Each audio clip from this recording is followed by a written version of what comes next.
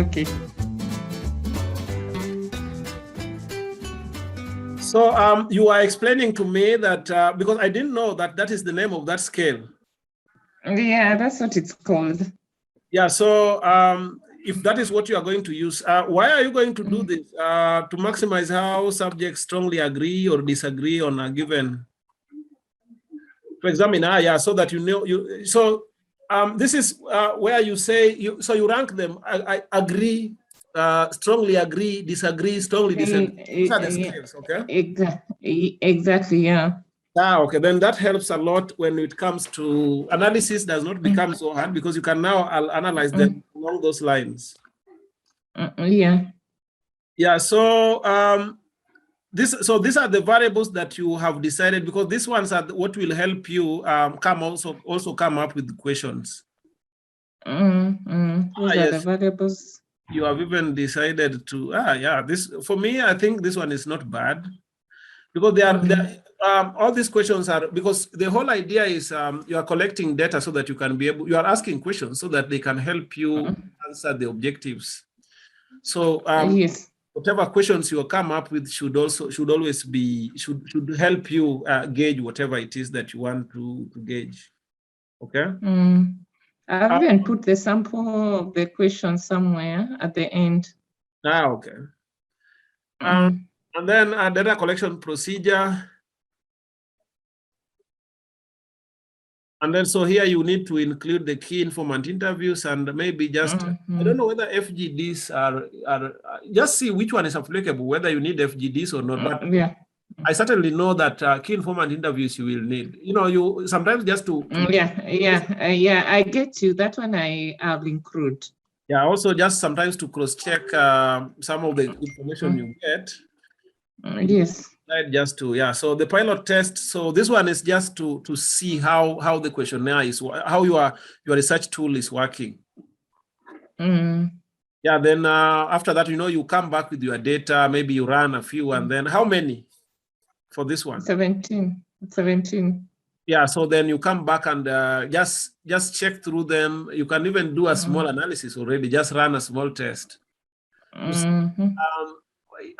Just to see, am I in the right process? At the right path, yeah. Yeah, am I? Is this possible that the questions I have, will it suffice to answer the questions I had, or to look at the objectives? Do they address my objectives adequately or not? Do I need to change a few questions here and there? How did these people answer this question? How did they react to it? Are people really willing to give me information? How do I approach them and stuff like that? And then the reliability, I think these ones are just, those ones are just some normal things.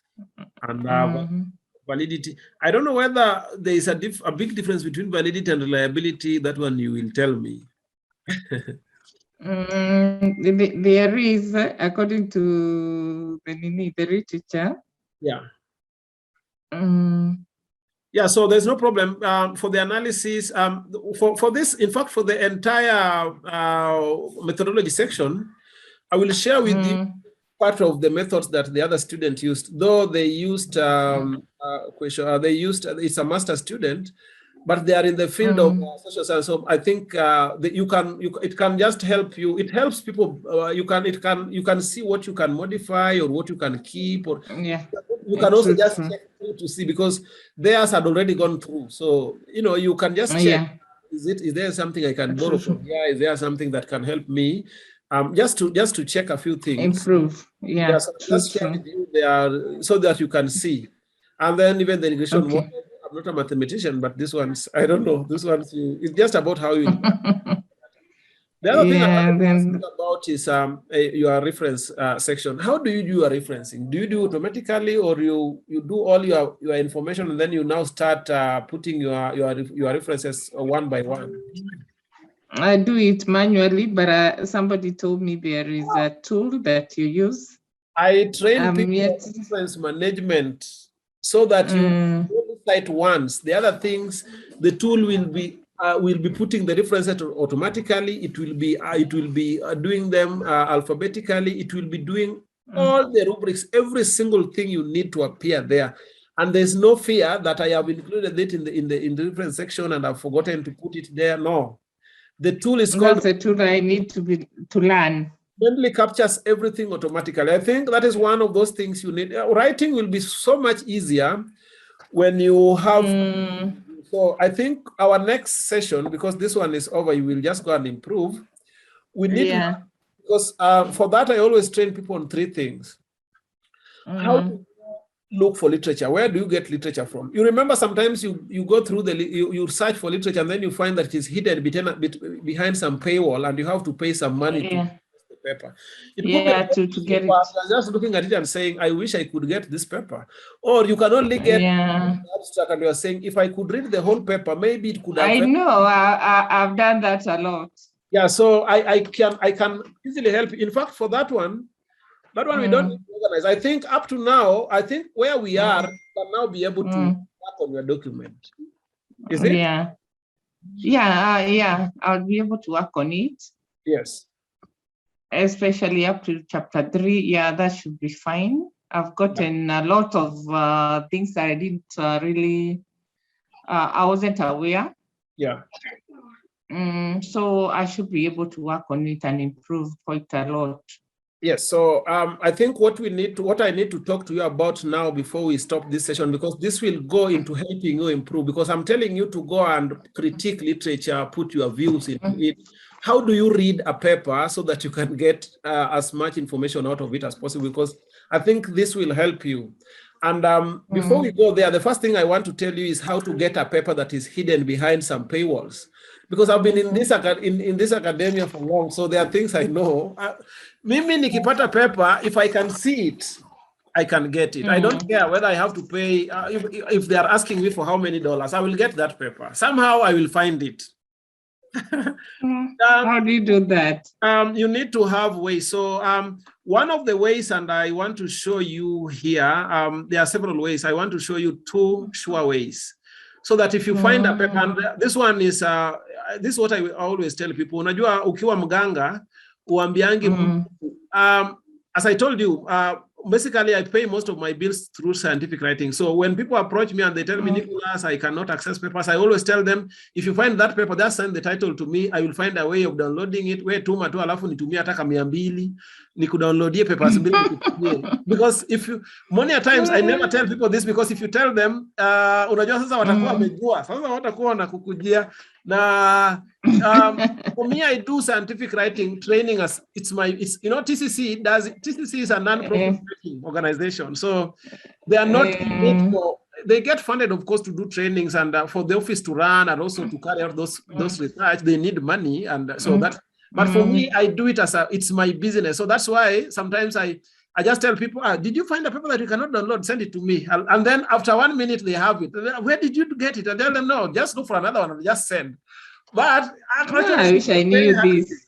So this is what you do. When you find a paper that needs you to pay, you just go to Google and just go and type this. When you type that, it will bring this one. Are you seeing this? What? There is nothing. You're not seeing my screen. I've not shared my screen. No, you've not shared. Oh, you're asking yourself. I'm asking if you're seeing something, and you're not. You're seeing only our faces on the screen. Let me just share my screen. I want to show you so that you will not be. Are you seeing my screen? Yes, now I'm seeing. Go and type this one. Are you seeing WritingHub? This one. Yes. And then take the first option. Removing barrier is the way of science. Okay. So when you click on it, it will bring you to this section. Wait a minute, just go back, I take a snapshot of it. No, but it's recorded also, but it's here. It is SCI, then HUB. Okay, that one I've gotten, yeah. So then you take the first option here. This is something I never show people. I always want them to come back to me, and every time I kituma paper, we tuma mia. And then somebody sends me a list of 20 papers, and they send 2,000. So because I tell them, you make it look hard. I know you are also in the field of financial consultancy. So when somebody asks you to do some bookkeeping or auditing for them, you cannot tell them that that's something I can do at the click of my finger. You tell them, send it to me, I'll have a look at it. Yeah. And then you come back in the evening after work, after eating, you say, let me sit down. So for me, once you take the first link, when you come here, this is what happens. I want to give you an example of a paper that I have to pay to get. Do you have an idea of a paper that we can search for that asks you to pay? Maybe you might not have an idea right now. Not right now. But let me just go to Elsevier. I know you also get papers from Elsevier. Yeah, true. And that is where most papers are hidden behind paywalls.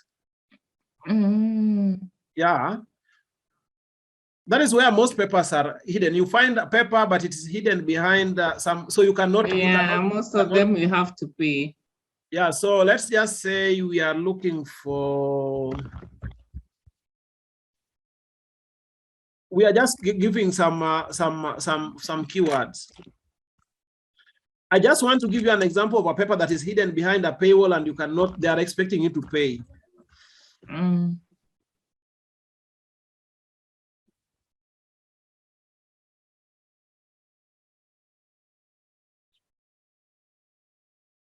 So let's say we are looking for journals that are talking about financial intelligence. I want to look for one paper that needs you to pay so that I can give you an example. Digital business as an example. Then we look for one paper. Open that one you need to pay. Which one?